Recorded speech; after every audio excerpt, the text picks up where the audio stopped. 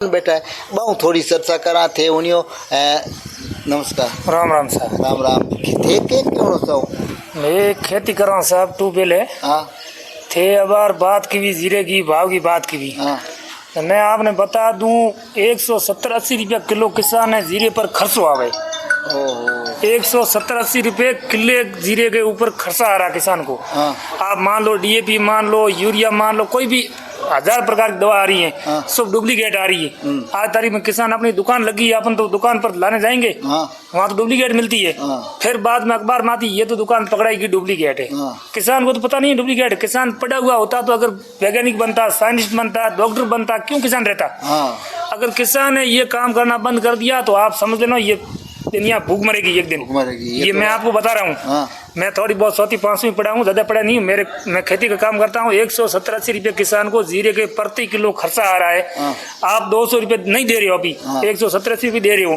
जब किसान क्या खाएगा और मंडी में क्या खाएगा, कौन क्या करेगा, कुछ नहीं है। या तो इनको सुधार करो, सरकार से गुनाह लगाओ। हम सरकार से भाई निवेदन है हर कोई भाव हमें सही मिले।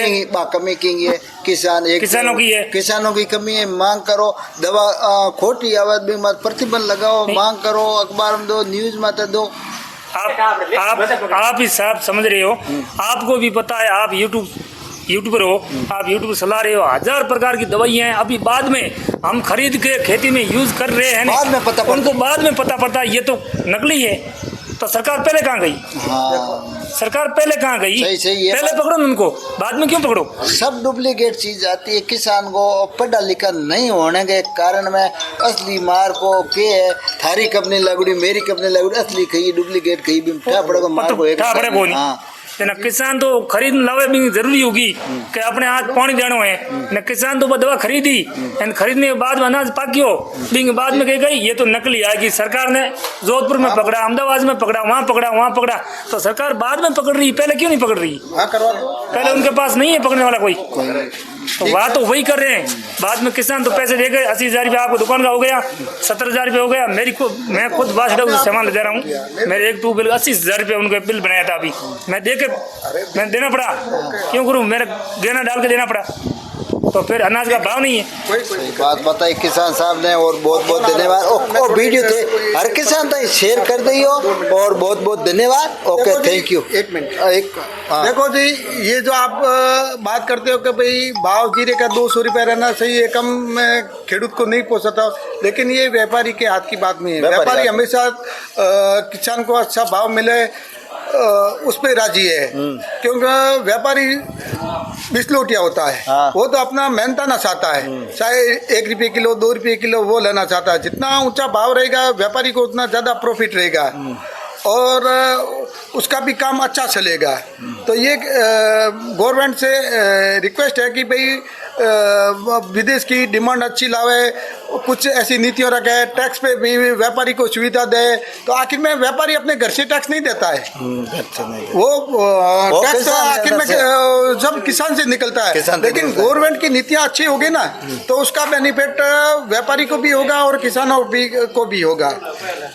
जितनी सरल प्रक्रिया होगी टैक्स की उतना व्यापारी को मेहनत टैक्स भरने में कम होगा और व्यापारी किसानों का भाव लाने में ज़्यादा टाइम व्यक्त करेगा। तो इसलिए गवर्नमेंट से रिक्वेस्ट है कि भी टैक्स की जो भी है वाजिबी दरें रखे ताकि अपना फौरन का व्यापार अच्छा चले और किसान भाइयों को भी अच्छा पैसा मिले। जी उसने किसान ने जो बात बताई है सेठ साहब के हर प्रकार किसान काम नहीं करेगा तो काम ठप होगा। ये बात तो सही है बिल्कुल नहीं। जो पैदावार किसान करता है उससे अंदर कोस्ट में माल बिकेगा तो कौन मेहनत करेगा। आज हम व्यापार करते हैं, हमारा पैसा जो मूंडी हम लगाते हैं उसमें से हमको लॉस आएगा तो व्यापार कौन करेगा। 2 पैसा मिलेगा तो व्यापारी करेगा, 2 रुपया किसान को बचत होगी तो वो खेती करेगा। हर कोई आप बचत होगी तो आप भी खरीदो, बचत नहीं तो आप नहीं खरीदो। इस बार किसानों का माल बहुत कम पक्का है क्योंकि ये बोलते हैं भाई दवाई डुप्लीकेट, खाद भी डुप्लीकेट, तो उसका मार खेती में पड़ता है। खेती में पड़ता है तो वो फसल पकती नहीं है। फिर किसान दुखी होता है कि भी उचित भाव नहीं मिलता है, लागत नहीं मिलती है, तब दुखी होता है, तो खेती कम करेगा। इस बार किसान की हालत बहुत खराब है। जिन्होंने देखा तो भी मेरा 100 बोरी का उसकी जगह 25-30 बोरी माल हुआ। क्यों? कि उसके पास में खाद बीज सब डुप्लीकेट गया, दवाई डुप्लीकेट गई, तो फिर वो माल कैसे पकाएगा? तो इस पर गवर्नमेंट को एक्शन लेना ही पड़ेगा, तब जाके किसान का माल पकेगा। सही है गलत है? बहुत और किसान का माल पकेगा तो व्यापारी को फायदा होगा, मंडी के अंदर ज्यादा माल आएगा तो 2 रुपये ज्यादा मुनाफा कमाएगा। और गवर्नमेंट पे भी यदि अपने इंडिया की खेती पर निर्भर रहेगा तो विदेशों से पैसा ज्यादा आएगा, एक्सपोर्ट बढ़ेगा। तो इसलिए जब ये मीडिएटर है, चाहे व्यापारी हो, चाहे ये दवाई वाले हो, वो भाई किसान के पास उचित मूल्य में फसल रखेगा, वाजिबी भाव देगा तो किसान को फायदा होगा। दवाई वगैरह ओरिजिनल देगा तो किसान को फायदा होगा, तो उसमें हमारा भी फायदा है। और ये सब गवर्नमेंट करवा सकती है, जो भी डुप्लीकेट चीज सकती है। दोस्तों शेर साहब बात बताइए, किसान ने भी बात बताई, ज्यादा से ज्यादा वीडियो शेयर करो।